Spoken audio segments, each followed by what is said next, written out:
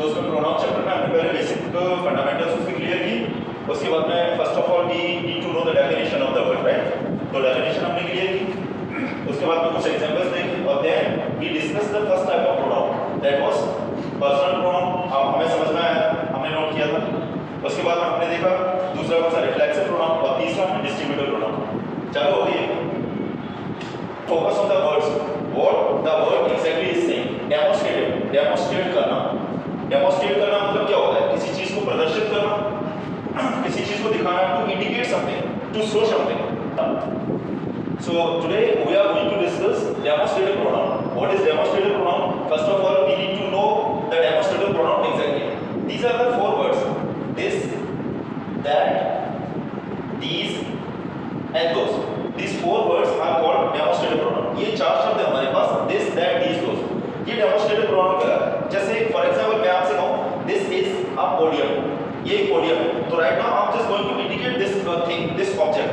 मैं इस ऑब्जेक्ट को इंडिकेट कर रहा हूं, मैं दर्शा रहा हूं, मैं इस ऑब्जेक्ट को दिखा रहा हूं। जैसे मैं कहूं कि दैट बेंच इज ब्रोकन, वो वाली जो बेंच है ना वो ब्रोकन है, तो मैं उस बेंच की तरफ इशारा कर रहा हूं, मतलब डेमोंस्ट्रेट कर रहा हूं, उसे प्रदर्शित कर रहा हूं, उसे दिखा रहा हूं मैं। तो यही होता है डेमोंस्ट्रेटिव प्रोनाउन। अब अगर एक बार में इन चारों वर्ड्स में दो अंतर है छोटे-छोटे। ये तो एक पहला अंतर है कि दिस और दैट तो सर सिंगुलर होते हैं, दिस और दैट तो सिंगुलर होते हैं, एंड दीस और दोस ये क्या होते हैं सर? ये प्लूरल। दिस और दैट तो सिंगुलर होते हैं और दीस और दोस प्लूरल होते हैं। एक तो ये उनमें हो गया डिफरेंस वन, और दूसरा डिफरेंस हम देखेंगे जो कि दिस और दीज इन दोनों में है, एंड दैट और दीज, दैट और दोस इन दोनों में। ये जो दिस और दीज ये दोनों होते हैं ना, वो सब किसी पास की चीज को इंडिकेट करने के काम आते हैं।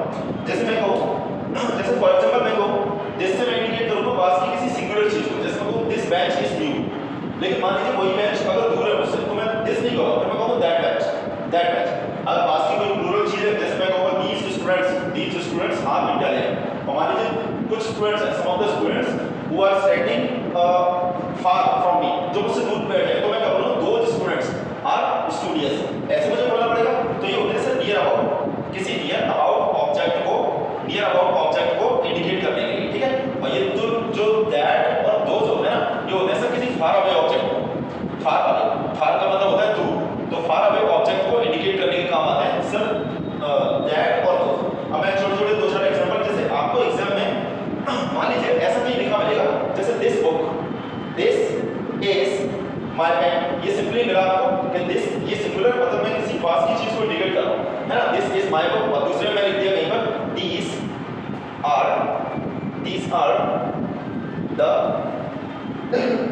these are the benches, the chairs, कुछ भी लिख दीजिए, these are the chairs, ये चेयर्स हैं, और दिस इज माय बेड, ये है।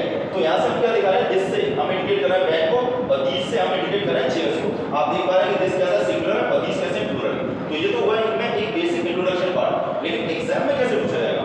How the demonstrative pronoun can be asked in examination.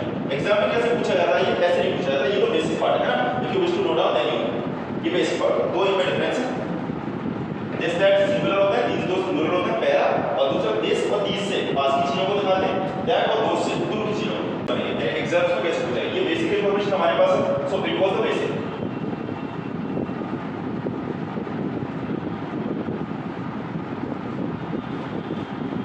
Question exams में कुछ ऐसे सी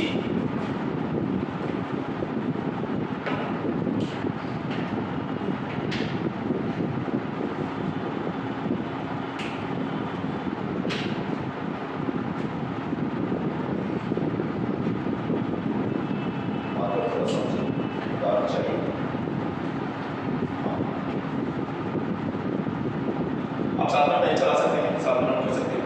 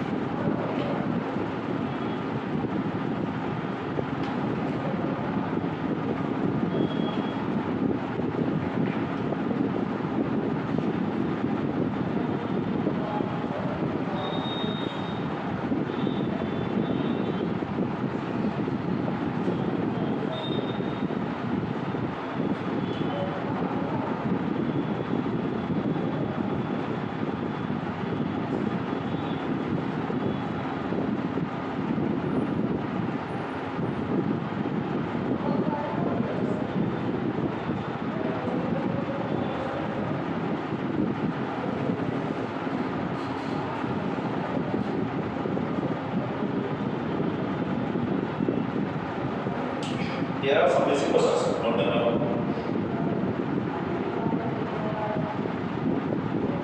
कोई भी वर्ड या लेटर समझ में आया हो ये 9th लिखा हुआ 9th क्लास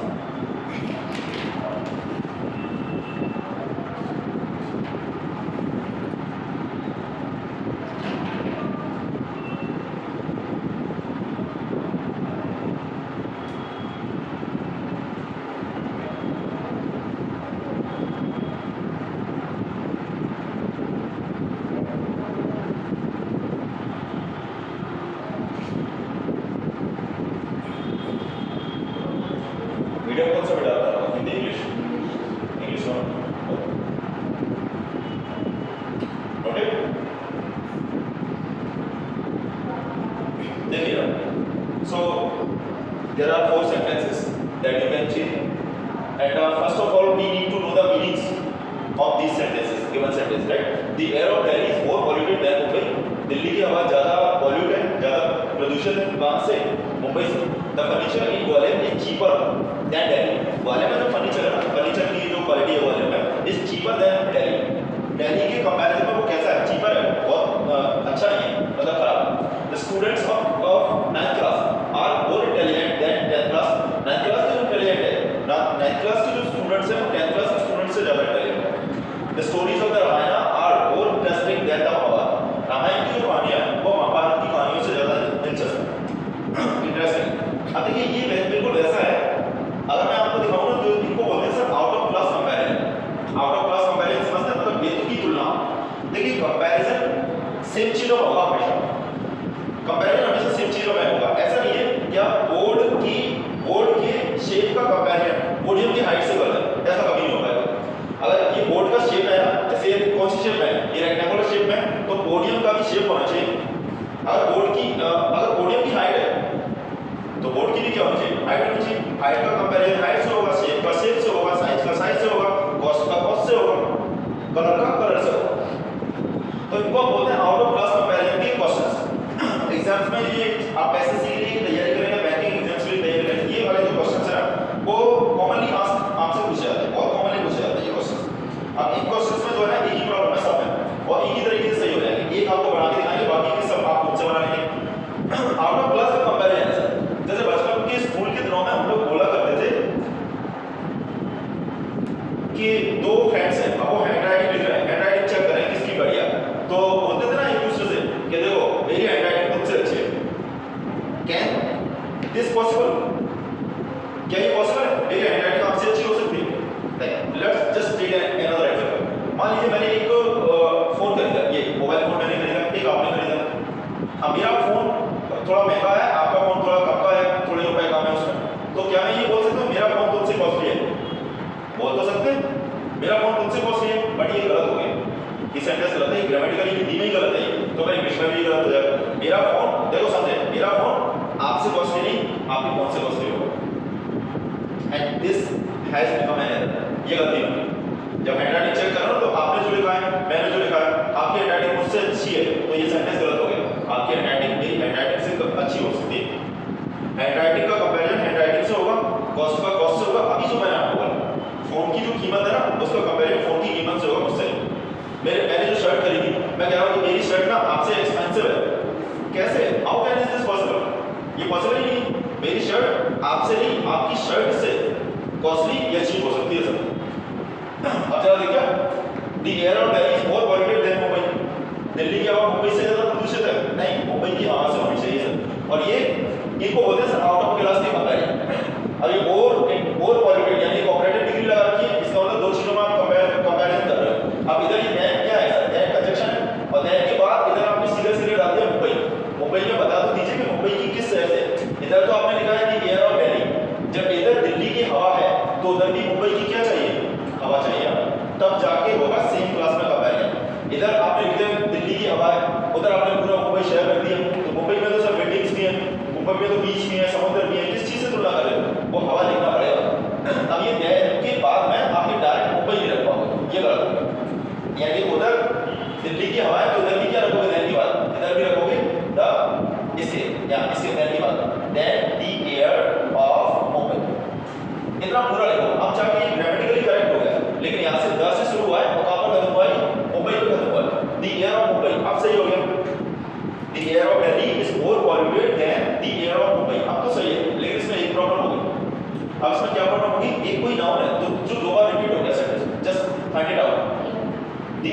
ये रिपीट हो गया, द ईयर यहाँ पर भी और वहाँ पर भी। और नाउन को रिपीट होने से बचाने के लिए क्या क्या बनाया गया था? प्रोनाउन। प्रोनाउन क्या होता है sir? Pronoun is a word that is used at the place of a noun. Pronoun उस शब्द को कहते हैं जो किसी नाउन की जगह पर आए, नाउन के रिपीटेशन को बचाए। हमें बताया ना कि हवा है, इधर द ईयर है, तो उधर भी हटा दो। अब ये द ईयर लिखा हुआ है, इसकी जगह पर आप एक प्रोनाउन डाल दीजिए, या तो दैट डालोगे या फिर दोस डालोगे, है ना? दैट डालोगे या दोस डालोगे। अब जरा आप ही बताएं, क्या ये मैंने आपको अभी बताया दैट कैसा होता है सिंगुलर, और दोस कैसा होता है प्लूरल, दिस कैसा होता है सिंगुलर, और दिस कैसा होता है प्लूरल। तो इसकी जगह पर दैट डालना है, क्योंकि दिस तो इधर का हो गया ईयर, और दैट और देखो दिस और दिस इधर आएंगे, और इधर लिखोगे ना दैट के बाद, तो दैट और दोस आएंगे। अब द ईयर सिंगुलर, तो उसकी जगह लेना पड़ेगा आपको दैट, हो गया पूरा सेंटेंस। पढ़ो, अब ये पढ़ने में भले कितना भी बुरा लगे, लेकिन ये सेंटेंस सही है। The air of Delhi is more polluted than that of Mumbai. Now the sentence has been become correct. अब चेक करो, ठीक है? अब ये बात समझ में आई? तो जरा दूसरे को आप खुद से बनाइए। देखो, चलो मैं करवा देता हूं आपसे, अलग से सेपरेटली दो क्वेश्चंस पूछ लिए हैं, ठीक है? The furniture in Gwalior is cheaper than Delhi. जब इधर ग्वालियर का फर्नीचर है, ग्वालियर में जो फर्नीचर की बात हुई है, तो इधर दैट के बाद दिल्ली, आखिर आप दिल्ली कैसे प्लेस कर सकते हो? दिल्ली गलत। इधर भी क्या लिखना पड़ेगा आपको? इधर भी क्या लिखना पड़ेगा? पहले पूरा लिख के देख लीजिए। फर्नीचर, हां बिल्कुल, पहले पूरा लिख लीजिए, बहुत बढ़िया। द फर्नीचर इन दिल्ली, इन दिल्ली। अब ये फर्नीचर और फर्नीचर दो बार रिपीट हो गया, तो इस फर्नीचर की सिंगुलर है, चूंकि फर्नीचर सिंगुलर है, कभी प्लूरल भी नहीं होता, तो इसकी जगह क्या होगा? That of Delhi, that in Delhi. जो प्रीपोजिशन यहां थी ना, वही प्रीपोजिशन आएगी बेटा उधर। ये हमेशा ही गलती होती है बच्चों से, बच्चों को लगता है दैट ऑफ वाले एरर बोलते हैं, दैट ऑफ वाले क्वेश्चन है। दैट ऑफ जरूरी नहीं है, जो प्रीपोजिशन यहां थी, पहले मैंने ऑफ थी तो हमने दैट ऑफ मुंबई लिखा, लेकिन इसमें इन है तो दैट इन ग्वालियर लिखेंगे, सॉरी दैट इन दिल्ली लिखेंगे। इस पे आ गया थर्ड और fourth. The students of class of 9th class are more intelligent than 10th class. अब ना 9वीं कक्षा के बच्चे हैं, तो 10वीं कक्षा के भी तो बच्चे होने चाहिए ना। स्टूडेंट्स का कंपैरिजन स्टूडेंट से होगा। अब इधर 9th क्लास के स्टूडेंट्स और इधर पूरी 10th क्लास। अब 10th क्लास जो हॉल है, वो तो हॉल भी है, उसमें टीचर भी है, उसमें विंडो भी है, उसमें फर्नीचर भी है। किस चीज से तुलना कर रहे हो? 9th क्लास के बच्चों का, बच्चों का कंपैरिजन बच्चों से होगा। तो 10th के बाद 10th क्लास नहीं, मैं नीचे लिख देता हूं जगह का। 10th के बाद आप लिखोगे ये 10th के बाद यहाँ लिखोगे द स्टूडेंट्स, वो पूरा the students of 10th class. अब तो ये सही हो गया, अब ये ग्रामेटिकल करेक्ट है, लेकिन इसमें प्रोनाउन की गलती होगी कि नाउन का रिपीटेशन बचाना है। तो स्टूडेंट्स इधर आ गए, ये हटाएं, इनकी अब क्या लिखेंगे? सॉरी, हाँ ये प्लूरल है सर, तो इस बार क्या लिखोगे? दोस, ये प्लूरल लिखोगे, क्योंकि अब स्टूडेंट्स प्लूरल है, तो ये प्लूरल नाउन की वक्त प्लूरल प्रोनाउन आएगा और सिंगुलर की वक्त। इसको देखिए फोर्थ को, the stories of the Ramayana are more interesting than the Mahabharata. Ramayana की कहानियां, इधर रामायण की कहानियां हैं, तो आर मोर इंटरेस्टिंग, ज्यादा दिलचस्प है। देन आपका एक कंडीशन, तो देन के बाद सीधा सीधा महाभारत कैसे रख सकते हो आप? नहीं, गलत हो गया। रामायण की कहानियां हैं, तो उधर महाभारत की भी कहानियां चाहिए, क्योंकि रामायण की कहानियां महाभारत से ज्यादा इंटरेस्टिंग नहीं हो सकती, कभी महाभारत की कहानियों से ज्यादा इंटरेस्टिंग हो सकती है। इसका मतलब पूरा लिखो पहले तो, ये पूरा मैं आपको क्लास में उसके बता रहा हूं, जो डायरेक्ट लिखते हैं ये दो शब्द महाभारत ऐसा है नहीं डायरेक्ट, लेकिन आप पूरा लिख के देखिए द स्टोरीज ऑफ द ये रामायण महाभारत, ये जो एपिक्स होते हैं, होली बुक्स होते हैं, तो इनसे पहले हम द आर्टिकल अप्लाई करते हैं, ये मैंने आपको बताया था, द महाभारत, MAHBHR। इतना हो गया, आप दूसरा लगा सकते हैं, लेकिन ये नाउन रिपीट हो गया स्टोरीज, और यहाँ पे स्टोरीज हटा के दैट का हो गया दोस्त लगा, क्योंकि स्टोरीज प्लूरल है, स्टूडेंट्स प्लूरल थे, स्टोरीज प्लूरल, तो दोस्त लगाया। एयर और फर्नीचर सिंगुलर थे, तो दैट। क्या ये बात समझ में आई? इसको नोट करेंगे पूरा, और अब दो क्वेश्चन के सवाल आते हैं। क्या था, कोई डाउट है किसी को? चलो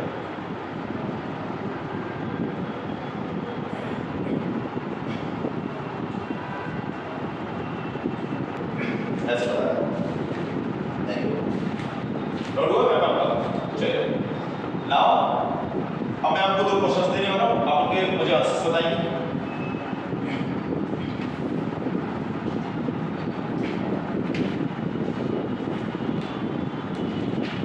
अगर यहाँ पर मैंने आपको ये सीरियल जो है, यानी क्लास का पहला, अगर मैं लिखूं यहाँ पर the cost of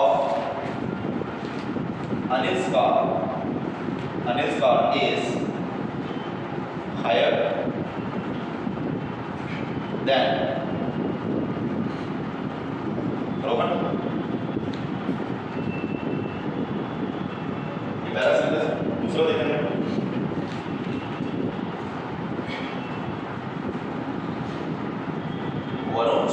shirts.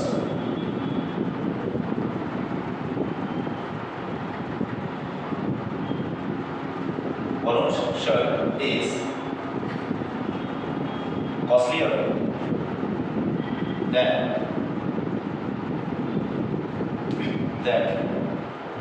Kunal. Make a possible correction in these two sentences, please. देखेंगे सभी. देखो, when the cost of Anil's car is higher than Rohan.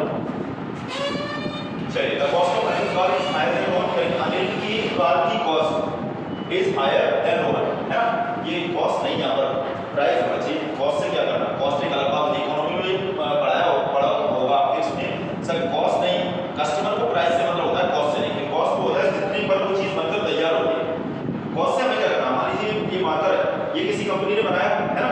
ये जैसे इस कंपनी ने बनाया एडजेल, ठीक है? अब ये बना के तैयार हुआ कितने में? 5 रुपीस में.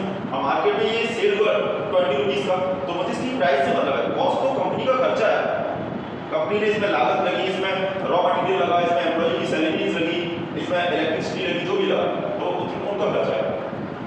तो the price of Anil's car is higher than Rohan. Anil की कार की कीमत रोहन से ज्यादा है. अब मुझे आप जरा इतना बताएं, अनिल की कार की कीमत रोहन से ज्यादा कैसे होती है? जब इधर ये दैन कंजक्शन है, इसके इधर आपने लिखा है कि अनिल की कार की और कीमत है. देखो दो बार पोजीशन बन रहा है. एक ये पोजीशन बन रहा है, अपोस्ट्रोफी का यूज पढ़ाया था आपको. एक ये अपोस्ट्रोफी से पोजीशन बना है अनिल की कार, और कार का भी क्या है? प्राइस. यानी अनिल की कार की प्राइस. इधर अगर दो पोजीशन है ना, तो दो पोजीशन उधर भी चाहिए. रोहन की कार की प्राइस. पूरा सेम स्ट्रक्चर होना चाहिए. कैसे बनाएंगे? पहले तो लिख लीजिए, the price of Anil's car is higher than Rohan. ने लिख सकते हैं यहाँ पर, देन पूरा लिखो, then the price of Rohan's car. इतना पहले पूरा लिखेगा, फुल स्टॉप. अब जरा चेक करें कौन कौन से नाउन है जो कि रिपीट हो गए. देखो द प्राइस, ये प्राइस और भी आ गया. और कौन सा? कार, ये कार यहाँ भी आ गया. आगे क्या आएगा? दो नाउन रिपीट हो गए. अब इनको रिपीट होने से बचाने प्राइस की जगह पर तो आप दैट लिख दोगे. दैट यहाँ पर ऑफ प्रीपोजिशन था, वही प्रीपोजिशन यहाँ पर रहेगी, ध्यान रखिए. दैट. अब ये इसका क्या करोगे? ऑफ की जगह पर तो आपने ऑफ ही लिख दिया. अब ये कार का क्या करोगे? कार यहाँ पर हो गई ना, तो यहाँ पर आप सर एक ही काम है आपके पास, और कोई बात नहीं है. ये कार को आप यहाँ से ड्रॉ कर लीजिए, ये फुल स्टॉप यहीं पर लगा दीजिए. क्योंकि सर ये तो पजेसिव एडजेक्टिव है सर. इसके बाद तो एक नाउन आना अंडरस्टूड होता है, लेकिन नाउन आना बहुत जरूरी होता है. तो नाउन तो आ ही नहीं, आपने हटा दिया. सर वो एपोस्ट्रोफी के बाद कार अंडरस्टूड हो जाएगा, क्योंकि इधर को लिखा हुआ है. रोहन क्या, रोहन की क्या है सर? क्योंकि कार लिखिए ना, तो अंडरस्टूड हो जाएगी. अगर आपने लिख दिया तो दो बार रिपीटेशन हो जाएगा. ऐसे बनेगा ये दूसरा पहला सेंटेंस, ठीक है जी. सेम काम दूसरे में होगा, थोड़ा सा चीज हो गया. देखा जाए, Varun shirt is costlier then Rohan. इधर वरुण की शर्ट है, तो इधर कुणाल कैसे आएगा? कुणाल की भी शर्ट चाहिए, तो आप कुणाल डायरेक्ट तो लिख नहीं सकते, इसको हटाओ. देन कुणाल पूरा लिखो पहले, कुणाल शर्ट. अब ठीक है, इधर वरुण की शर्ट है, इधर कुणाल की शर्ट, कंपैरिजन हो जाएगा, है ना? लेकिन अब शर्ट दोबारा आ गया. शर्ट इधर भी है, शर्ट इधर भी है. सेम काम इसमें करेंगे. शर्ट में ऐसे ड्रॉप कर लो, एक प्लस डालो. लेकिन कुणाल नहीं, कुणाल ये अपोस्ट्रोफी तो आएगा कम से कम, क्योंकि पोजीशन बना रहा है. आगे शर्ट अंडरस्टूड हो जाएगी, या क्योंकि वो रिपीट हो रही है. क्या बात समझ में आई? अब एक सेंटेंस बनाइए आप. अब एक सेंटेंस आपसे पूछते हैं फाइनल, ये आपसे बनना चाहिए. थर्ड, अगर मैं ऐसे लिखूं,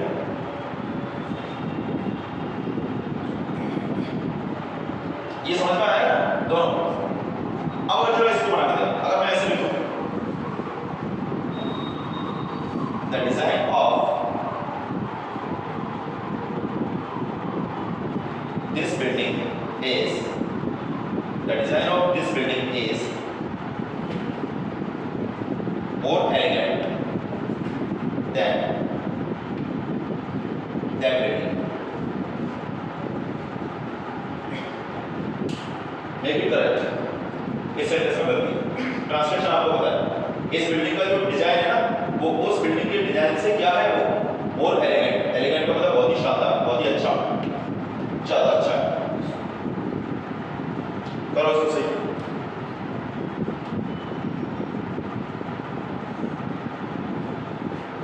सत्य. देखिए, the design of this building, यानी इस बिल्डिंग का जो डिजाइन है, इज मोर एलिगेंट. वो ज्यादा एलिगेंट है किससे? दैट बिल्डिंग, उस बिल्डिंग से. जिसमें कहूँ कि this chair is costlier then that chair. ये चेयर उस चेयर से ज्यादा महंगी है. ऐसे तो मैं क्या करूँगा, जब इधर इससे पहले इस तो आपका मीन होगा है ना, इधर the design of this building है, इस बिल्डिंग का जो डिजाइन है, तो देन कंस्ट्रक्शन के बाद में वो बिल्डिंग नहीं रख सकते आप, उस बिल्डिंग का भी डिजाइन चाहिए। अब उस बिल्डिंग का भी डिजाइन चाहिए तो उसके लिए आप ये दैट बिल्डिंग हटाओ, पहले तो पूरा लिखो, इधर इस बिल्डिंग का डिजाइन है तो उधर भी उस बिल्डिंग का डिजाइन लिखो। क्या लिखोगे? Then the design of that building. अभी तो ये आपने क्या लिखा है? पूरा लिखा है एक बार। अभी हमने सिर्फ ऐसा इधर स्ट्रक्चर को बैलेंस किया है, अभी दोनों तरफ सेम स्ट्रक्चर हो गया। इस बिल्डिंग का डिजाइन है तो उस बिल्डिंग का भी उधर डिजाइन होना चाहिए, ठीक है? The design of this building और इधर the design of that building, बराबर हो गया। अब जरा देखो नाउ कितनी बार रिपीट हुआ, कितनी बार रिपीट हुआ? ये द डिजाइन और ये द डिजाइन, ये देखो सेम है, एक जैसा है ना? इधर ये क्या लिखा है? बिल्डिंग यहाँ भी लिखा है, बिल्डिंग यहाँ भी लिखा है, दो बार रिपीट हुआ।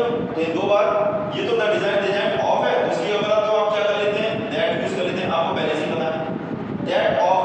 अब दैट, अब ये जो बिल्डिंग है, ये बिल्डिंग ऑलरेडी आपकी किसकी, अगर आप यूज कर लेंगे सर वन यूज कर लेंगे, दैट वन।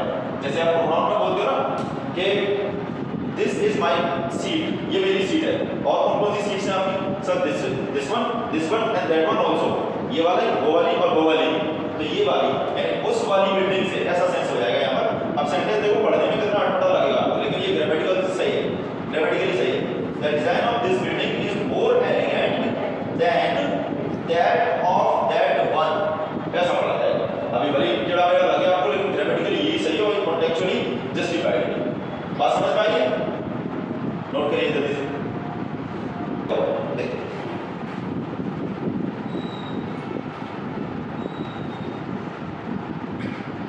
अगर कई बार ऐसा लिखा हुआ है, माय बाइक इज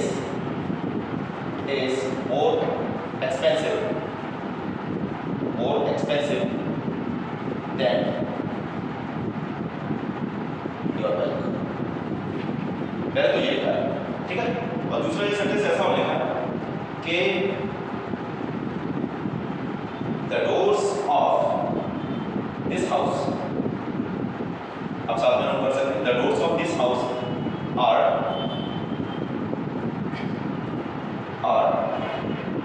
more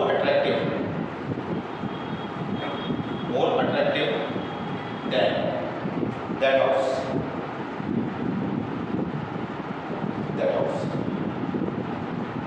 इन दोनों में चेक करेंगे, लगभग वही है, माइन्यूट चेंजेस आए, उनको जरा एक बात देखिए। करो टिकट ट्राई, देखो बोर्ड पे देखो, अभी बनेगा। पहले इस वाले को ना ये आसान, तो थोड़ा सा माइन्यूटली चेंज हुआ है। The doors of this house, इस घर के दरवाजे are more attractive than that house, उस घर के दरवाजों से ज्यादा अट्रैक्टिव है, यही का मतलब है ना? अब ये दैट कंजक्शन है आपका, है ना? आपको क्या है, वर्ब, ये कॉम्पैरेटिव डिग्री का एडजेक्टिव लगा, मोर अट्रैक्टिव, ये एडजेक्टिव है, ये एडवर्ब है। इधर ये दैट हाउस लिख दिया आपने, डायरेक्ट दैट हाउस नहीं लिख सकते सर।